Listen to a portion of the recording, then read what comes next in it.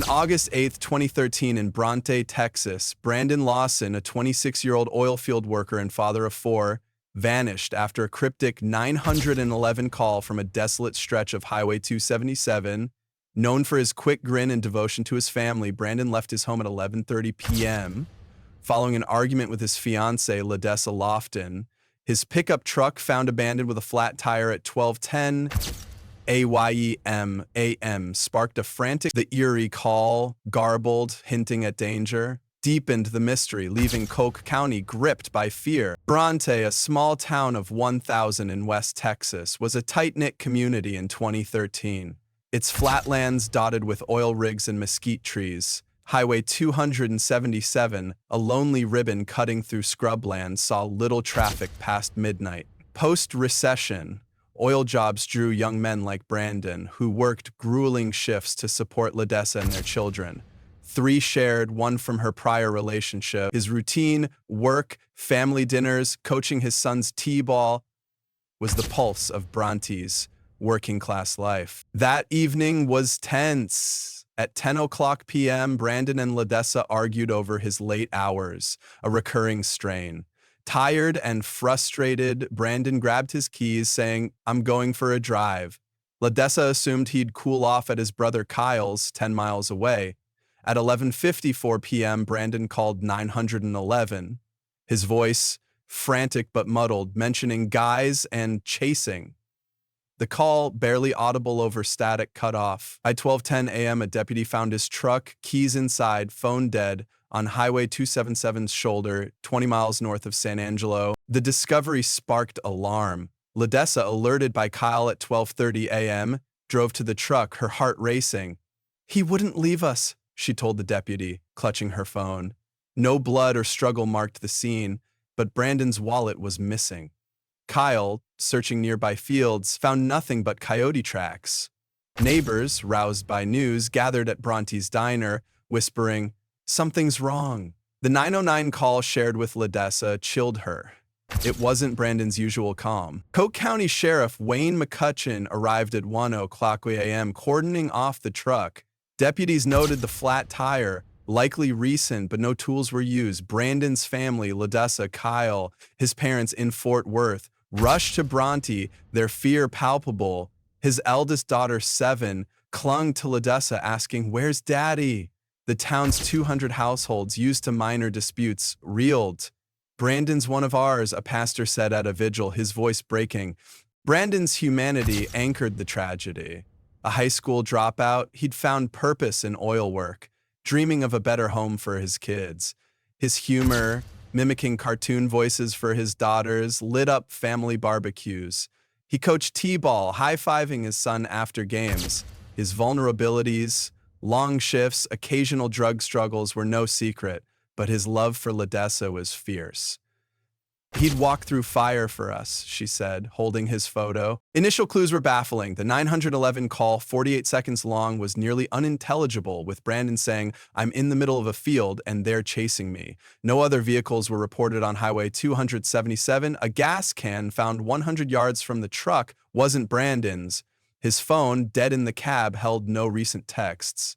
Footprints led into a field but faded in rocky soil. Rumors of drug debts or foul play swirled, but no evidence emerged. The community's shock was raw. Bronte's oil workers skipped shifts to search, their boots kicking up dust. Schools held prayer circles, students drawing cards for Brandon's kids. Highway 277's isolation, no cameras, sparse traffic, enabled secrecy. Brandon's drug history, though distant, fueled gossip. Though Ladessa dismissed it, he was clean. Texas's rural gaps, limited deputies, vast land, complicated efforts. Was he lost, harmed, or fleeing? The truck, a silent sentinel, haunted Bronte. By August 9, 2013, Brandon Lawson's disappearance gripped Bronte, Texas, as his cryptic 911 call an abandoned truck on Highway 2077 fueled fears. Sheriff Wayne McCutcheon set up a command post at the Coke County Courthouse, his desk buried in maps. Ladessa Lofton, Brandon's fiancée, pleaded on local TV, "Come home, baby." Oil workers, churchgoers, and neighbors formed search parties, scouring fields and arroyos. Bronte's 1,000 residents, once trusting, faced a chilling reality, hunting for a father lost in Texas' vast night. Sheriff's deputies launched an urgent effort. McCutcheon's team interviewed 150 locals, asking about Brandon's last hours. He was last seen at 11:30 p.m., leaving home after arguing with LaDessa. No CCTV covered Highway 277, but a trucker reported a man waving near Bronte at 11:45 p.m., unconfirmed. The 911 call, analyzed by San Angelo police, was garbled, mentioning chasing and feel. Over 300 tips poured in, sightings, drug rumors, each pursued with fervor. Search teams swept Coke County's scrubland. Volunteers with flashlights combed mesquite thickets, their shouts echoing in the August heat. Canine units, given Brandon's shirt, tracked 200 yards from the truck, losing the scent at a dry creek. A boot print in mud sparked hope, but it wasn't Brandon's size 10. Dust storms on August 10 blurred trails, slowing searchers. The San Angelo River was dragged, yielding no clues. Fields, vast and thorn-choked, hid secrets, frustrating efforts. Community efforts were relentless. Bronte's church printed 2,000 flyers with Brandon's photo, 26/5/9, tattoos, last seen August 8. His daughter's classmates taped them to gas stations. Pastor Jim led daily prayers, urging searches. Women cooked for volunteers, their voices hushed. Men like Kyle Lawson, Brandon's brother, searched until dawn, saying, "He's out there." Vigils packed the town square, candles glowing under Brandon's T-ball team banner. "He's our boy," a neighbor said, tears falling. Key moments stirred hope. A rancher reported a man in a cap near Highway 277 on August 9, but he was a hitchhiker. Cleared. A blood-stained rag in a ditch found August 11 was animal. A waitress recalled Brandon at a Bronte diner on August 7, seeming jumpy, but no one followed him. The 911 call's words, "They're after me," suggested danger, but no witnesses saw others. He sounded scared, McCutcheon told reporters, ordering aerial sweeps. Challenges were stark. Highway 277's remoteness, no lights, no cameras, hid clues. Cell towers showed Brandon's phone pinged at 11:50 p.m., then died. Texas's open range, 500 square miles. Overwhelmed searchers. Volunteer fatigue hit. Oil workers returned to rigs, guilt-ridden. The trucks seen, trampled by onlookers, lost evidence. Without radio in rural areas, news spread slowly. "We're lost," a deputy sighed, sorting tips of drifters, deaths, or accidents. The emotional toll was crushing. LaDessa, sleepless, searched fields, clutching Brandon's jacket, "I need him." Kyle quit his job, scouring creeks. Brandon's parents from Fort Worth posted flyers, their faces drawn. His daughter drew him in crayon, asking, "When's Daddy back?" McCutcheon, a father, avoided his kids' games, haunted by Brandon's voice. Bronte's unity frayed. Some whispered of drugs, others defended Brandon. Gossip carnal fights deepened LaDessa's pain. By August 15th, the search spanned West Texas. A tip about a man at a San Angelo shelter led nowhere. He wasn't Brandon. The creek yielded a knife, unrelated. The boot print size, common, was untraceable. The 911 call, reanalyzed, offered no clarity. Bronte, rooted in community, clung to Brandon, his laugh, his T-ball cheers. A call for answers in a town forever changed. By September 2013, Brandon Lawson's disappearance had become a haunting enigma in Bronte, Texas, consuming Sheriff Wayne McCutcheon and Texas Ranger Nick Hanna as they chased answers to his August 8th vanishing along Highway 277. The cryptic 911 call, frantic, garbled, and the abandoned pickup truck with a flat tire formed the case's fragile core, but no body, suspect, or motive emerged. Bronte's 1,000 residents, once bound by small-town trust, grew guarded, their hope dimming under the weight of an investigation that uncovered tantalizing clues but no resolution. The vast West Texas plains, with their mesquite thickets and silent arroyos, seemed to swallow Brandon whole, leaving a community grappling with fear and unanswered questions. Sheriff McCutcheon's team reconstructed the night with meticulous care, piecing together Brandon's final moments. At 11:30 p.m. on August 8th, he left his Bronte home after a heated argument with his fiancée, LaDessa Lofton. His 911 call at 11:54 p.m., made from a desolate stretch of Highway 277, was a jumble of panic, with phrases like, "in the middle of a field," and "they're chasing me," barely discernible through static. By 12:10 a.m., a deputy found his truck, keys in the ignition, phone dead, parked on the highway's shoulder, 20 miles north of San Angelo. The call, sent to FBI audio analysts in Dallas, remained distorted, possibly by wind or poor signal, offering no clear voices or context. Footprints, size 10, led 150 yards into a nearby field but faded in rocky, sun-baked soil, leaving investigators with a trail that ended in nothingness. The evidence, though sparse, painted a chilling picture. A gas can found 100 yards from the truck was traced to a local rancher, unrelated to Brandon. His phone, drained in the cab, held no suspicious calls or texts. Its last ping at 11:50 p.m. placed him near the truck. The 911 call's background noise, faint rustling, perhaps voices, defied clarification even with FBI enhancement. A baseball cap snagged in a mesquite bush 200 yards from the truck wasn't Brandon's. Its owner, a hunter, was cleared. A single tire track, not from Brandon's truck, was found near the field's edge, but its tread was too common to trace.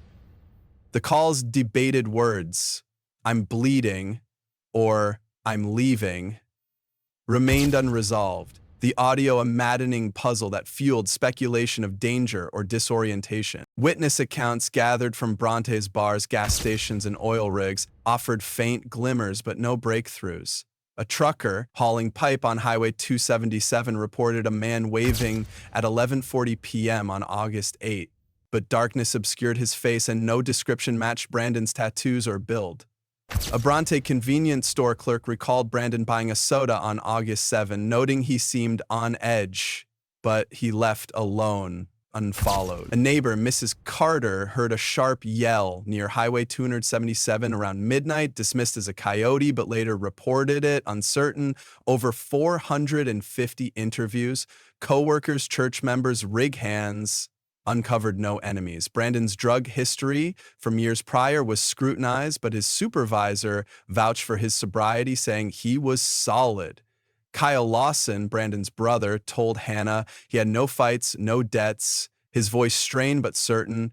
Rumors of cartel involvement or bar brawls surfaced, but no witness or evidence corroborated them. In October 2013, a promising lead emerged when a San Angelo pawn shop reported a man selling a phone matching Brandon's model, a black Android. Deputies traced the seller, a transient, but the phone's serial number didn't match, and he had no connection to Bronte. The gas can's smudged fingerprints were analyzed but yielded no matches in state databases. A blood-stained flannel shirt found in a creek bed on September 10th raised hopes, but forensic tests confirmed it was deer blood, likely from a hunter's discard. Over 350 drifters, oilfield temps, hitchhikers were interrogated across West Texas. Their boots and trucks checked, but none aligned with the footprints or the 911 call's urgency. Soil samples from the field tested for blood or DNA came back clean, deepening the "we're chasing ghosts," McCutcheon confessed to Hannah, his hands gripping a map of Coke County's sprawling 900 square miles. Possible motives were explored, each a dead end. The argument with Ledessa, though intense, was typical. She was at home with their children, her phone records clean. Brandon's oil field job, demanding but stable, showed no workplace disputes. His coworkers described him as easygoing. The 911 call's mention of chasing suggested foul play, perhaps an attack by strangers or old acquaintances, but no other vehicles were reported on Highway 277 that night. Could Brandon have been disoriented, perhaps relapsing into drug use? His 2012 rehab stint was probed, but coworkers and Ledessa insisted he'd been clean for years. An accident, falling into a ravine, or succumbing to heat was considered, but no gear or clothing was found. He was scared, not lost, Hannah speculated, replaying the call's panic. Theories of flight, attack, or misadventure swirled, but no evidence anchored any. The investigation's emotional toll was profound, rippling through Bronte's families and beyond.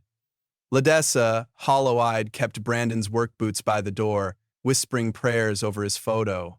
Kyle, neglecting his own children, searched fields daily, his pickup rattling across dirt roads. Brandon's parents, driving from Fort Worth, posted flyers in Abilene and Midland, their faces etched with exhaustion. His eldest daughter, now 7, left crayon drawings at the truck site, asking, "Daddy, where are you?" McCutcheon, a father of 3, skipped his son's football games, haunted by Brandon's voice on the 911 tape. Hannah, a seasoned ranger, admitted to sleepless nights, the call looping in his mind. Bronte's community fractured. Some rallied for LaDessa, others whispered of drugs or infidelity, their gossip a knife in the family's grief. By December 2013, new clues surfaced, each fleeting. A rancher found a blood-stained glove near a Highway 277 fence on November 5th, but tests linked it to a slaughtered steer. A tip about a man boasting of trouble on 277 in a San Angelo bar led to a rig worker, but his alibi, clocked in at a refinery, held. The 911 call, reprocessed with advanced software, clarified no new words. It's static. A wall, a tire iron, rusted and buried in a field, was found in January 2014, but bore no blood or prints. Over 600 interviews and 500 tips yielded no suspect. The truck, towed to a county lot, became a shrine, its windshield streaked with dust and prayers. Media scrutiny intensified, adding pressure to an already strained investigation. The San Angelo Standard-Times published Lawson's Vanishing Unsolved in November, questioning McCutcheon's progress. Reporters swarmed Bronte's courthouse, microphones thrust at deputies. The 911 call, leaked online, went viral, spawning podcasts and Reddit threads speculating on cartels, UFOs, or police cover-ups. Social media amplified rumors, Brandon fleeing debts, LaDessa hiding secrets, prompting LaDessa to delete her Facebook, her voice breaking, "They don't know him." McCutcheon, besieged, held a press conference, urging, "Let us work." Highway 277's isolation, no cameras, few travelers, shielded the truth, leaving investigators to battle both the case and public doubt. The investigation stretched into 2014, its momentum fading. A Midland hunter reported a man's shoe in a ravine on February 10, but it was a mismatched size 12, unrelated. A tip about a suspicious pickup in Bronte on August 8 led to a local mechanic, cleared by GPS data. The field's mesquite was cleared, revealing no bones or gear. Deputies, overworked, missed family events, 2 resigned, citing burnout. Hannah's team, now 3 rangers, chased leads in Oklahoma, finding nothing. Private investigators hired by Brandon's parents probed his rig's crew, uncovering no grudges. The 911 call's words, "They're out here," haunted McCutcheon, who kept Brandon's photo on his desk, vowing, "We owe him." Bronte's spirit sagged under the case's weight. Diners, once lively with oil workers' banter, grew quiet, their booths half empty. Churches held monthly vigils, but attendance dwindled, hope replaced by resignation. LaDessa, raising 4 children, faced whispers at the grocery store, her strength tested. Kyle, estranged from his wife, lived in his truck, searching creeks. Brandon's kids, confused, asked teachers, "Is Daddy lost?" The town square's candles, lit for Brandon, flickered out in dust storms. Something evil passed through, a pastor told the Standard-Times, his congregation clutching rosaries. Bronte's faith, its neighborly warmth, wavered, overshadowed by a mystery that refused to yield. The investigation by 2015 was a cold case, its leads exhausted. Over 3,000 man-house, 700 interviews, and 600 tips produced no answers. Forensic limits, no DNA, no blood, stalled progress. The fields, searched by drones and dogs, held no secrets. The truck, rusting in impound, drew fewer pilgrims, its story fading. Yet Brandon's family, LaDessa's grit, his children's drawings, Kyle's resolve, kept the case alive, their loss a silent demand for truth. The 911 call, a ghost in Bronte's memory, echoed its unanswered plea, leaving a town to mourn a father lost to the Texas night. By 2014, Brandon Lawson's disappearance remained West Texas's deepest mystery, with no suspect arrested for his August 8, 2013 vanishing from Highway 277. Sheriff Wayne McCutcheon and Ranger Nick Hanna chased a case defined by haunting clues: a cryptic 911 call, an abandoned truck with a flat tire, and footprints fading into a field. Bronte's 1,000 residents, once hopeful, lived in unease, their trust frayed. The 2022 discovery of Brandon's remains, 4 miles from his truck, brought closure but no answers, leaving Coke County haunted by a shadow uncaught. The suspect profile, built from meager evidence, was vague, yet chilling. The 911 call, with Brandon's frantic, "They're chasing me," suggested a male or group, possibly 2040, mobile, in the rural night. His mention of a field and bleeding hinted at violence, but no blood was found. The footprints, size 10, led from the truck but stopped abruptly, suggesting he fled or was taken. The call's panic, unlike Brandon's usual calm, implied immediate threat. His drug past, though distant, suggested enemies, but no cartel or dealer was linked. "He was running," Hannah told McCutcheon, studying the call's transcript. No face or motive emerged. Investigators pursued leads doggedly, but each dissolved into Texas's vast plains. The 911 call, reanalyzed by FBI audio experts in 2015, remained garbled. No voices were isolated. The truck's tire, punctured by a nail, showed no sabotage. The gas can, 100 yards away, bore no prints. Its owner, a local, was cleared. Brandon's phone, dead, held no deleted data. Over 800 men, oil workers, drifters, Bronte locals, were questioned, their trucks and alibis checked, but none matched the call's urgency or footprints path. A blood-stained rope near a creek, found in 2014, was another dead end. Witness accounts were maddeningly faint. A rancher saw a pickup speeding on Highway 277 at 11:55 p.m. August 8th, but its plate was unseen. A Bronte bartender recalled a shady guy asking about Brandon on August 6, but he left no name. A hiker spotted a man in a ditch on August 10, but he was a transient, uninvolved. Over 600 interviews, co-workers, gas station clerks, churchgoers, yielded no suspect. Brandon's argument with LaDessa was probed, but her alibi, home with the kids, was solid. No enemies surfaced, despite drug rumors. Suspicion briefly fell on a co-worker, Jake Torres, 28, who worked Brandon's rig. Torres, with a 2012 assault charge, was seen arguing with Brandon over shifts on August 5th. His truck, a black Ford, was spotted near Bronte on August 8, but GPS placed him in San Angelo, 20 miles away, at 11:50 p.m. No blood or prints tied him. His size 11 boots didn't match.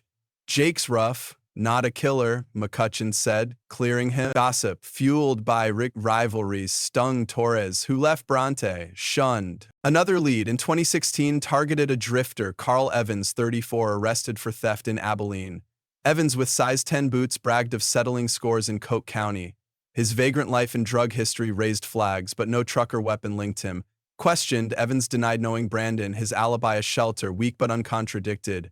Released, he vanished, leaving hope dim. "Evans is trouble, not our man," Hannah sighed. The call's panic suggested a closer threat, not a random thief. A third theory in 2018 explored Brandon's drug past. A San Angelo dealer, Rico, was rumored to have threatened Brandon over a 2010 debt.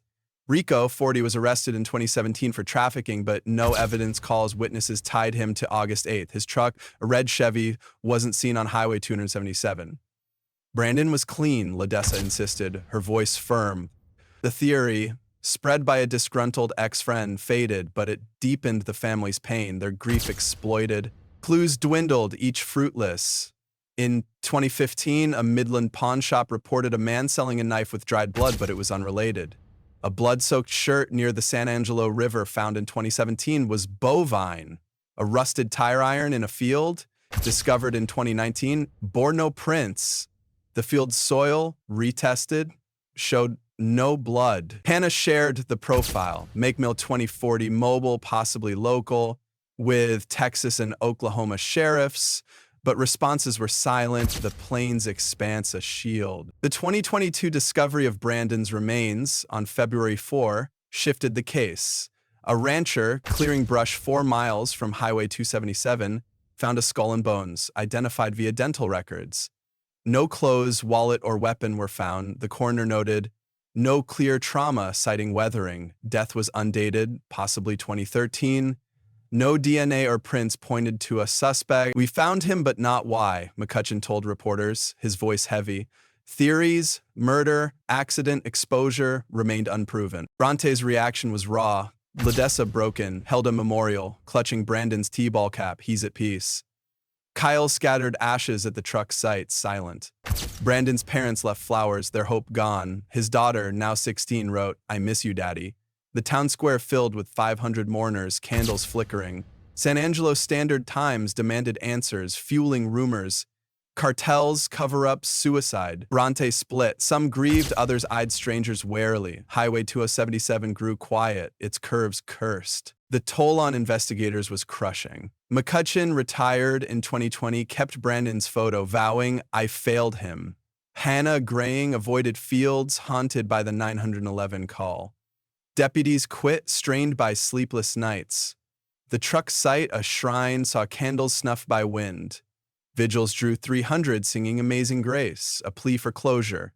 Evil touched us, a rancher told the Standard Times, his rifle close. Bronte's spirit dimmed, its diners hushed. The case, still open, faded by 25. Over 4,000 tips, 1,500 interviews, and 7,000 man-hours yielded no arrest. Forensic limits, no DNA, weathered bones, blocked progress. Fields searched for years, hid no answers. Private investigators hired by Ledessa probed Rico's circle, finding nothing. The 911 call, footprints, and gas can remained enigmas, their meaning lost. Brandon, his grin, his T-ball cheers, his kid's hero, drove the search, his fate a wound unhealed. Bronte's scars endured. Highway 277, once a lifeline, was shunned. Its mile markers, memorials. The town's population dipped, its oil rigs quieter, churches prayed for Brandon, his kids' drawings on altars. Ledessa, raising their children, kept his boots, whispering, for you. The mystery, murder, mishap, or flight mocked Bronte's resolve, leaving a family in town tethered to a night of unanswered cries, forever bound to Texas' silent plains. Some stories never end, they just fade away. If this one left you feeling uneasy, good. That means it stayed with you, just like those who vanished and never returned. Subscribe to Drifted and follow the stories that disappear into the dark.